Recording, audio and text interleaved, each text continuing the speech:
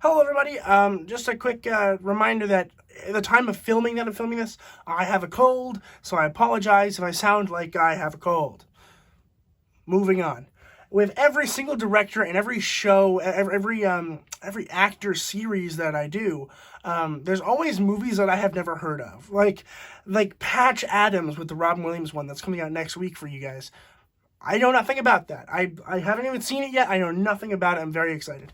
And this is one that I didn't know about Steven Spielberg. There's really only a couple from Steven Spielberg I know nothing about, but this is one of them. And I gotta tell you, it is a weird movie.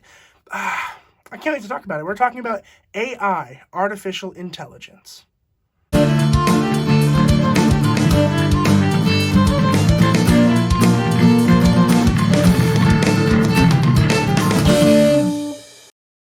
AI, Artificial Intelligence, was released in 2001. That was when I was born. And it was written and directed by Steven Spielberg. I believe this is the first movie that I'm reviewing of Steven Spielberg's that he has written and directed. I don't know that for sure, but I'm feeling pretty confident.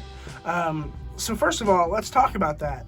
No spoilers, but the writing of this film, it's based on a story that is already, I think it's a novel, actually, but I could be wrong. And essentially, what happens throughout the course of the movie is it is about this futuristic world where robots are real, and they are basically meant to be significant others. So it's like, oh, you're lonely, you can buy a robot, and now they're your friend. Or if you are horny, and you'd like to do the nasty, you can hire a robot, and they're human-like robots. This one guy has an idea of having a kid robot.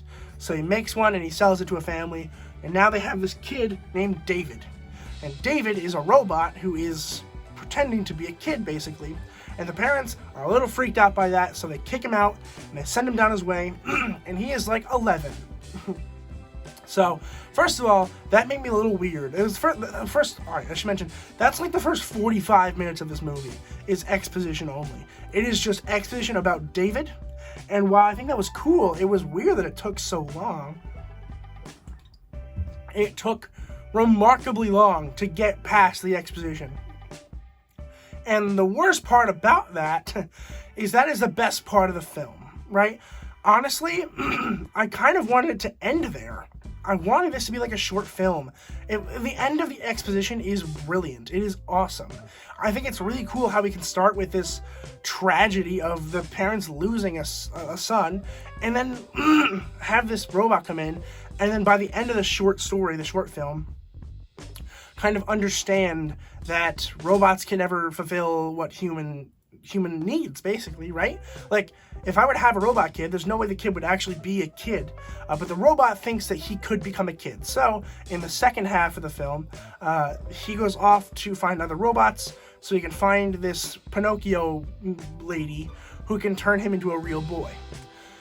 And the ending is awful. Like, it's really bad. I don't like it, and I can't talk about it because it is spoilery, but it is bad. It is bad in, like, a way that, like, makes you uncomfortable, but also is, like, wildly like, you would not have thought that this would have come from what had the previous part of the movie, right? The first 45 minutes is this weird love story, kind of, with a child, and it's also a sci-fi. There's sci-fi everywhere. The second half of this film is pure sci-fi, and the ending is uncomfortable sci-fi, where I'm like, I don't know if this is what the goal was. Like, I don't know if I'm supposed to feel uncomfortable by it, but I do. So I don't know about that. Haley Joel Osment plays David. I thought he did a very good job. He was a very good child actor. I don't know what he's doing nowadays, but whatever. He was a very good kid actor in those days. He was in Pay It Forward, which I really liked. So yeah, I was like, cool, I'm into this. Brendan Gleeson shows up for a brief second, which I was like, what? Okay.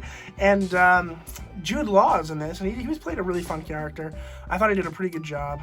And the special effects are really good for this. This came out right around the same time as, like, the sequels to The Matrix, basically, kind of. It's in that period of time. So, like, a lot of CG has progressed. It has gotten to a point where you can make things very lifelike, and they did. It was really cool. For a sci-fi movie, this is very much a well-progressed looking movie. Like, I was like, this probably could have came out in 2010, and it'd still be passable. And I will say that I'm watching Minority Report next week, and I know nothing about that film, but I've heard it's got really good special effects. And that, I think, came out also in like 2001-ish.